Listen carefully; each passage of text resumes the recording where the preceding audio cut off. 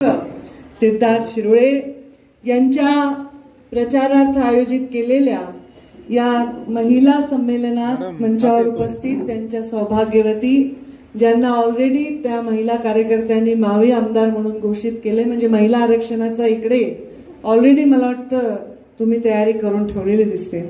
मंचावर उपस्थित वर्षाची ढाळे अत्यंत सुंदर त्यांनी भाषण केलं. खरं तर सगळ्यांनीच एवढं चांगलं भाषण केलं, तुम्ही काय नर्वस झालात, मीच नर्वस झाली तुमच्यासमोर बोलण्यासाठी. मंचावर उपस्थित हर्षदाताई फरांदे, लावण्याताई शिंदे, श्रद्धाताई शिंदे, भावनाताई शेळके, अर्चनाताई मुसळे, सुदर्शनाताई त्रिगुणाई, इतकं सुंदर सर्वांनी मार्गदर्शन केलं. आणि समोर एवढ्या शांतपणे मार्गदर्शन मन लावून ऐकत बसणाऱ्या माझ्या सगळ्या माता भगिनी, ज्या वडीलधाऱ्या आहेत, त्या ज्या माझ्या युवा मैत्रिणी आणि थोडंसं सगळ्या महिलांना खुर्ची देऊन स्वतः उभे असणारे लाडक्या बहिणींचे सर्व लाडके भाऊ. खरं तर मला अनेक वर्ष झाली, आता मी राजकारणात थोडी म्हातारी झाली, जुनी झाली ना, मला अनेक वर्ष झाली आता मोठ्या सभा घेणं किंवा मंचावर जाऊन भाषण देणं, महिला कार्यक्रम घेणं हे माझ्या वाट्याला आलंच नाही खूप दिवसात. आज मी सिद्धार्थचे आभार मानेन की हा योग मला आला आणि मला आज एकदम छान एक तुमचं वतन आहे, शिरोळ्यांच्या वतनामध्ये महिलांच्या कार्यक्रमाला मला येता आलं आणि मला खूप सुंदर इथे दर्शन झालं. मला या सगळ्यांची सुंदर सुंदर भाषणं ऐकायला मिळाली. खरंच आहे ना, मी गोपीनाथ मुंडेंच्या पोटी जन्म घेतला हे माझं सर्वात मोठं सौभाग्य आहे. त्यामुळे मला संधी मिळाली ही माझी ईश्वराने ठरवलेली संधी आहे, कारण त्यांनी मला अशा पोटी घातले की तिला प्रत्येक संधीत थोडी सहजच मिळणार आहे. मी काही फार त्याच्यामध्ये गप्पा मारणार नाही, पण ती संधी सोनं करणं हे आपले स्वतःचे संस्कार असतात. आणि आज मुंडे साहेबांच्या पोटी जन्म घेऊन मी राजकारणात या मंचावर आहे. राष्ट्रीय नेत्या वगैरे तुम्ही मला संबोधणं, पण ह्या सगळ्या खऱ्या शौर्य गाजवणाऱ्या वीरांगना आहेत, ज्यांच्या घरामध्ये कोणताही राजकीय वारसा नाही, तरी या रात्रीचे 9 वाजले तरी आपल्या पक्षाने दिलेली झेंड्याची कमान, महायुतीची कमान सांभाळत आहेत. आणि सिद्धार्थ शिरोळेंचा प्रचार करत असताना अगदी आपल्यावर झालेल्या परकीय आक्रमणापासून ते आता मोदींच्या निर्णयापर्यंत अत्यंत आत्मविश्वासाने बोलत आहेत. या स्त्री शक्ती समोर, या दैवी शक्ती समोर मी सर्वप्रथम नतमस्तक होतो. सिद्धार्थ शिरोळे यांना तुम्ही विजय करा. मी सिद्धार्थ सिद्धार्थ म्हणताय, कोणी सिद्धार्थ भैया म्हणे, पण सिद्धार्थ माझ्यासाठी लहान आहे, म्हणजे वयाचा माझ्याच असेल पण लहान भावासारखा आहे. आणि आम्ही लहानपणापासून एकमेकांना ओळखतो. आम्ही जेव्हा गावाकडे इथे मुंबईला यायचो, मुंबईला जायचो तेव्हा पुण्याला स्टॉप असायचा. पहिले रस्ते एवढे नव्हते ना आमच्या मोदींसारखे, नॅशनल हायवे, तेव्हा अटलजींचं सरकारही नव्हतं, तर आम्हाला पुण्याला थांबावंच लागायचं. नाही तर 16-17 तास त्या घाटामध्ये आम्ही अडकून पडलं की मग अडकलं. मग आमचं ठरलेलं असतं, माझ्या बाबांचे 2-3 मित्र, मग आमचं एक ठरलेलं जेवण असायचं, शिरोळे काकांकडे जेवण असायचं. आणि खूप लाजाळू, अत्यंत शाय, अत्यंत आपण बरं आपलं काम बरं, जीवाचा मित्र. राजकारणात यायचं नव्हतं, पण मुंडे साहेबांनी हट्टाने लोकसभा लढवण्यासाठी आणि अध्यक्षपदासाठी तेव्हा मला वाटतं पुढाकार घेतला. आणि खरं राजकारण सिद्धार्थच्या डोक्यात होतं, शिरोळे काकांच्या डोक्यातच नव्हतं. पण सिद्धार्थ आता राजकारणात येऊन आता दुसरी टर्म लढत आहे, तर मला खूप त्यांना शुभेच्छा द्याव्याशा वाटतात. आणि मला पूर्ण विश्वास आहे की या निवडणुकीमध्ये भरपूर विजय, मोठा सन्मानजनक विजय सिद्धार्थ शिरोळेंना मिळेल असा मला पूर्ण विश्वास आहे. तुम्ही सगळ्या लाडक्या बहिणी म्हणून सगळे तुम्हाला संबोधत आहेत. खरं तर स्त्रीचं जीवनच असं आहे. तसं मी सांगितलं की मी भाग्यवान आहे, मोठ्या माणसाच्या घरी जन्म झाला माझा. मोठ्या माणसाच्या घरी जन्म झाला तर मोठे संघर्ष असतात. प्रत्येकाच्या स्त्रीला संघर्ष असतोच. तिने PhD केली असो, ती वकील असो, ती डॉक्टर असो, नाहीतर ती कुठेतरी मिलवर काम करणारी कामगार असो, तिला संघर्षच असतो. तुम्ही असं कधी पाहिलंय का की 2 जण नोकरी करतात घरामध्ये, नवरा आणि बायको, दोघंही एकाच शाळेत शिक्षक आहेत, पण नवरा म्हणला तू ये बर का जरा, मी भाजी टाकून ठेवतो फोडणी. असं ऐकलंय का कधी ऐकलंय का तुम्ही सांगा? किंवा तुम्ही कधी असं ऐकलंय का की एखादी इंजिनियर आहेत, दोघं एकाच फॉर्म मध्ये काम करतात, IT मध्ये दोघं, त्या हिंजेवाडी वगैरे झालं ना, IT पार्क वगैरे, IT मध्ये काम करतात, आणि नवरा म्हणतो की आज मी हाफ डे घेऊन तुझ्या आईला दवाखान्यात देतो. असं कधी ऐकलंय का? मी नाही पुरुषांची तक्रार नाही करत आहे, पण स्त्रीमध्ये स्वाभाविक गुण आहे तो म्हणजे भरभरून प्रेम देण्याचा, भरभरून सेवा करण्याचा. म्हणूनच स्त्रीला आशीर्वाद आहे की स्त्रीच एकमेव आहे जी दुसऱ्या जीवाला जन्म देऊ शकते. त्या वेदना, त्या यातना ती सहन करू शकते. तिच्यामध्ये सगळ्यात मोठी गोष्ट आहे ती म्हणजे मातृत्व आहे. आपली सृष्टी शक्ती, असं म्हणतात की शक्ती नसेल तर शिव देखील शव आहे. हे शक्ती म्हणजे तुम्ही सगळ्या आहात. आणि त्यामुळे तुम्ही लाडक्या बहिणी, मला एकाने प्रश्न विचारला की लाडकी बहीण योजनेमधनं स्त्रियांना असं असं मिळालं, स्त्रियांना खूप मदत मिळाली. मला तर त्याचा खूप अभिमान वाटतो. पण बिना मदतीच्या स्त्रिया उभ्या राहतील आणि त्यांना जेव्हा खांद्याला खांदा लावून कष्ट करायला लावणारा समाज त्यांना तेवढाच सन्मान देईल, तेव्हा मला जास्त कौतुक वाटेल. आणि आम्ही मोदीजींकडे जेव्हा मी जवळून पाहिलं तर मी त्यांच्या प्रत्येक माणसाच्या इतिहासामध्ये, त्याच्या जीवनाच्या पूर्वार्धामध्ये त्याचं पुढचं जीवन लिहिलेलं असतं.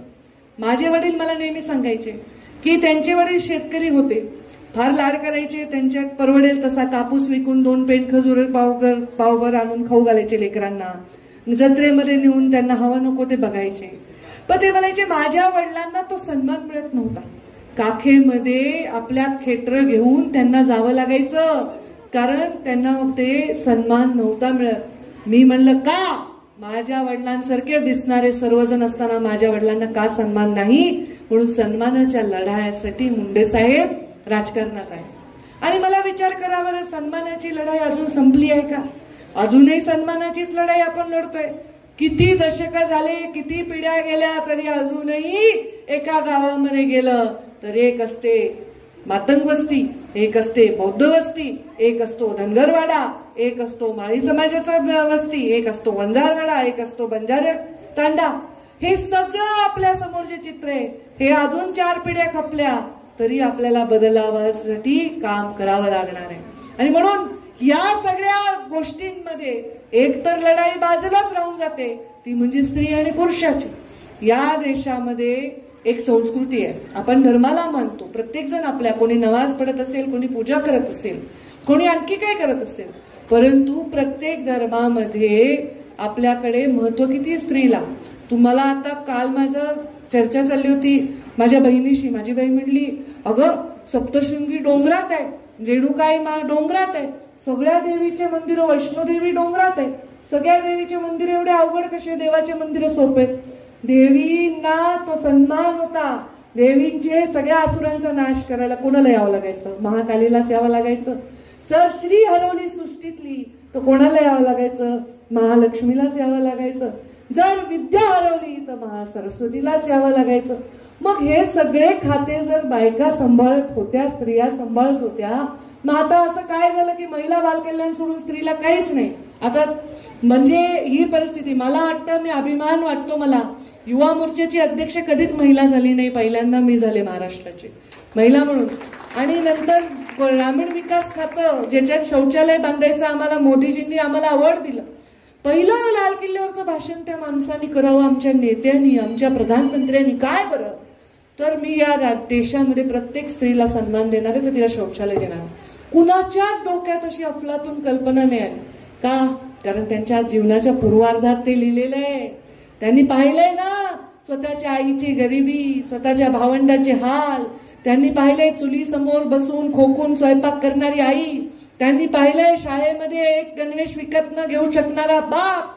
त्यांनी हे सगळं पाहिलंय स्वतःचं शिक्षण करत असताना चहा विकून विकून आपल्या वडिलांना सहकार्य करताना. ही गरिबी पाहिल्यामुळे त्यांनी त्या महिलेची कुचुंबणा पाहिली. आणि त्याच्यामुळे आपण सर्व त्यांच्याकडे पाहत असण्याचा एक आपल्याला एक अत्यंत सन्मान त्यांच्याविषयी आपल्या मनामध्ये वाटतो, एक आदर वाटतो. प्रधानमंत्री म्हणून हा आदर वेगळा, पण एक माणूस म्हणून त्यांच्याकडे बघण्याचा आदर. आज ते परत प्रधानमंत्री झाले, त्यांनी योजना केल्या. अहो, महिलांना जन्म घेण्याचा अधिकार हरियाणा राज्यामध्ये मी पहिले मंत्री असताना पहिला कार्यक्रम घेतला. मुलगी झाली तर मारून टाकत होते. मुलगी झाली दुधाच्या गंगाळ्यामध्ये लेकराला 1 दिवसाच्या बुडवून मारून टाकत होते. अशा प्रथा आपल्या देशामध्ये होत्या. सगळ्यात कमी संख्या हरियाणामध्ये मुलींची होती. तिथून बेटी बचाओ बेटी पढाओ अशा प्रकारची त्यांनी योजना सुरू केली. मी मंत्री असताना काय केलं असं जर मी म्हणलं तर माझं मार्केटिंग केल्यासारखं होईल. ते तुम्ही युट्यूबवर बघा आम्ही काय काय केलेलं आहे. पण ह्या योजनांना प्रभावित होऊन काम केलं. माझ्या वडिलांनी मला एनजीओत काम करायला सांगितलं होतं. एनजीओत काम करताना त्यांनी सांगितलं फार फपट पसारा करू नको, हे पण माझं ते पण, तुला कोणते 2 विषय आवडतात ते विषय निवड. मी विषय निवडले नीर आणि नारी. नीर म्हणजे काय? पाणी. नारी म्हणजे आपण सर्व. या दोघी कठीण परिस्थितीत आहेत. या दोघांनाही संघर्ष आहे. पाणी सुद्धा एक थेंब माणसाला मिळायला त्रास आहे आणि नारीला सुद्धा स्वतःचं अस्तित्व टिकवायला त्रास आहे. आणि म्हणून त्या 2 विषयावर काम केलं. आज खूप मला आनंद वाटतोय की असं छान मला बोलता येते तुमच्याशी. नाही तर माझ्या सभा जरा मला गाजवावं लागतात ना, मोठे लाखोच्या संख्येने लोक असतात. मग मला सुद्धा राणी लक्ष्मीबाईचं रूप घ्यावं लागतं, महाकालीचं रूप घ्यावं लागतं. पण असं छान गोड आवाजामध्ये संवाद साधणं हे पण एक मला पण त्याची फार गरज वाटते. आणि आज मला वाटतं की ही मला संधी मिळाली. सिद्धार्थला आपण जर मत देणार, कल्चर तुम्ही सांगितलं, संस्कृती हवी की नाही राजकारणात? काही वागणारे, काही करणारे, कसेही राहणारे लोकच पाहिजे. संस्कृती असावी ना. श्रीमंत आहे, चांगल्या घराण्यात जन्म घेतलाय म्हणून अभिमान, अहंकार, उद्धटपणा हे आमच्या अंगी जर असेल तर तुम्ही आम्हाला उभंच करणार नाही ना. उभं नाही करणार. सगळ्या प्रथा मोडीत काढून उभं राहण्यासाठी आपण असतो. मी माझ्या वडिलांना हाताने अग्नी दिला. सगळ्यांनी टीका केली आपल्या वडिलांना, आपल्या कोणी मुलगी अग्नी देते. अरे मी गाडगे मैत्रीच्या देशामध्ये जन्मलेली आहे. त्यांनी नाही सांगितलं की स्त्रियांनी कधी अशा गोष्टी करायच्या. मग संस्कार, स्त्रियांना सन्मान देणाऱ्या माणसांना पण राजकारणामध्ये स्थान पाहिजे ना. त्यामुळे मला वाटतं एक संस्कारी चेहरा म्हणून सिद्धार्थच्या पाठीमागे आपण सर्वजण उभे राहा आणि त्यांना मोठ्या मताने निवडून द्या. आपण म्हणतो नाही, गाणं आहे आपलं मराठी, अरे संसार संसार जसा तवा चुलीवर, आधी हाताला चटके मग मिळते भाकर. तसे आपल्याला खूप चटके मिळाले पिढ्यान पिढ्या. रामायण घडलंय, महाभारत घडलंय. स्त्रीच्या सन्मानासाठीच लढाया झालेल्या आहेत आणि अजूनही ती लढाई कायम चालू आहे. या स्त्रीची लढाई बिकट का झाली हो आत्ताच्या कलियुगामध्ये? कारण तिच्या खिसा नसतो तिला, तिच्या पदराच्या टोकाला पैसे नाही हो, म्हणून झाली. तिला साधा कफ झाला तर कफ सिरप आणायला पैसे मागायला लाज वाटते सासूकडे, सासऱ्याकडे. तिच्या साडीला ठिगळं लावून लावून ती घालते. पण जर 4 आपल्या भाऊबीजेला भावाने दिलेले, माहेरकडून आलेले, कोणी दिलेले पैसे जपले तर काय द्यायचं असेल, नवऱ्याचा सदरा फाटला असेल तर त्याला मात्र नवीन सदरा आणते. स्वतःचा कधी विचार करत नाही.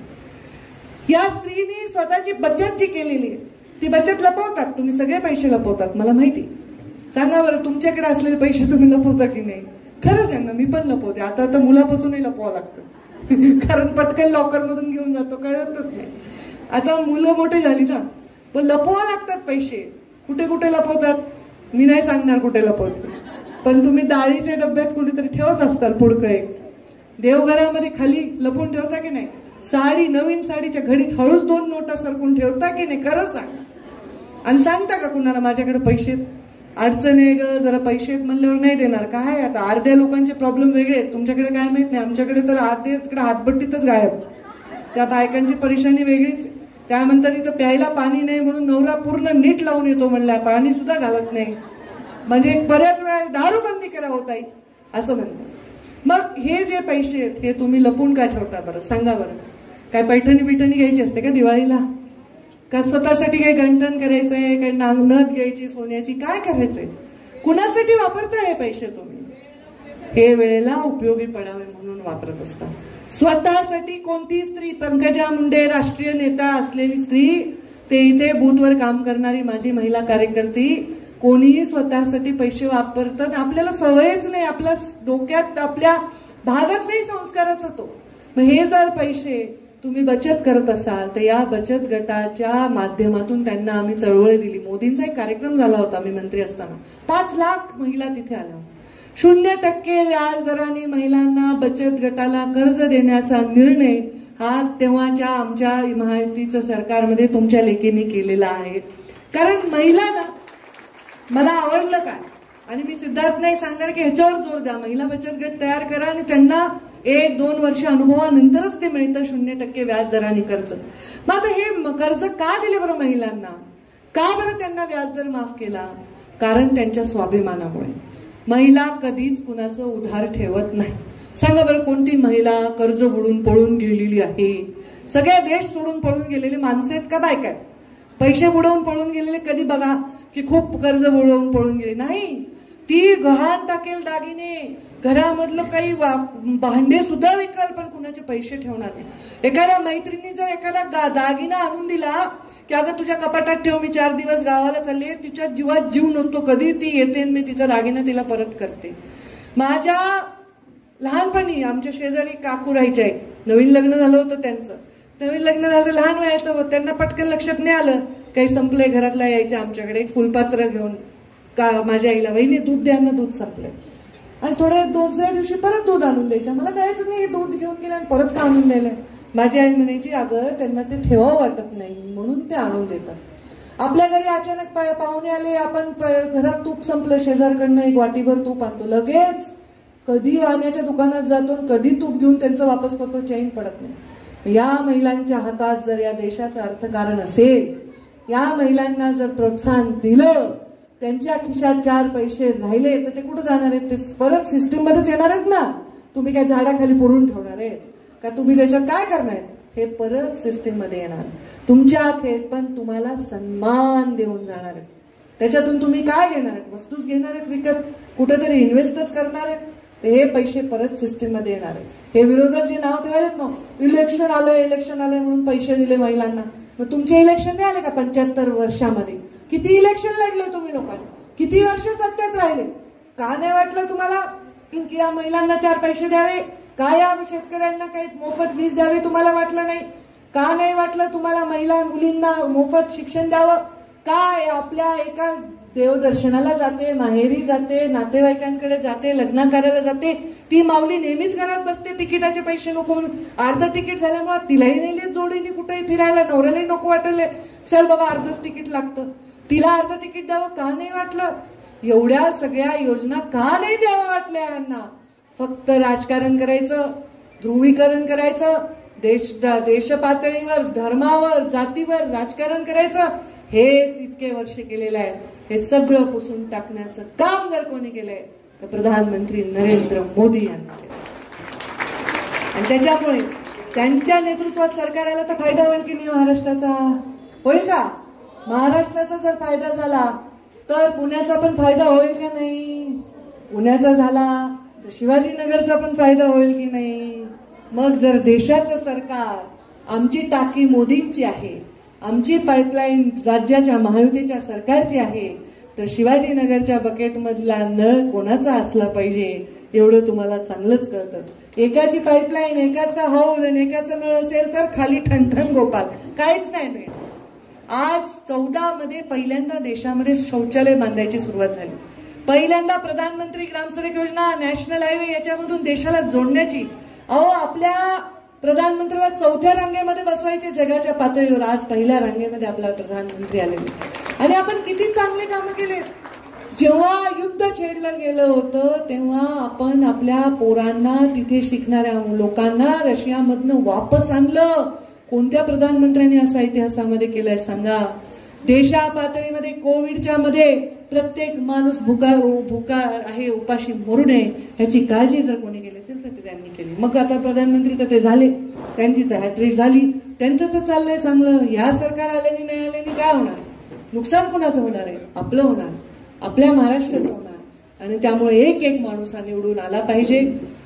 कमळाच्या फुलावर असेल, धनुष्यबाणावर असेल, घड्याळावर असेल, हा यशस्वी होऊन तो विधानसभेमध्ये गेला पाहिजे. म्हणजे मोदींच्या नेतृत्वाखाली महाराष्ट्राला एका उंचीवर नेण्याचं स्वप्न आपल्याला साकारता येईल. यामध्ये तुमच्यासारख्या शक्ती ज्यांच्या साक्षात वास आहे, या सगळ्या स्त्रियांचा आशीर्वाद तेवढाच मोलाचा आणि महत्वाचा आहे. तुम्ही सर्व सिद्धार्थला आशीर्वाद द्या. ऑटोमॅटिकली मोदीजींना त्याच्यातून आशीर्वाद मिळतील. आणि मोदीजींना आशीर्वाद स्त्री शक्तीचे मिळाले तर त्याच्यातलं फळ प्रत्येकाला मिळेल आणि आपल्या महाराष्ट्राची उन्नती झाल्याशिवाय राहणार नाही. आपण सर्वजण येणाऱ्या 20 तारखेला सिद्धार्थ शिरोळेंना मोठ्या मताने विजयी करा. सन्मानाने विधानसभेत पाठवा. आम्ही त्यांच्या पाठीशी खंबीरपणे उभे आहोत आणि उभे राहू एवढंच या निमित्ताने सांगते आणि माझ्या वाणीला विराम देते.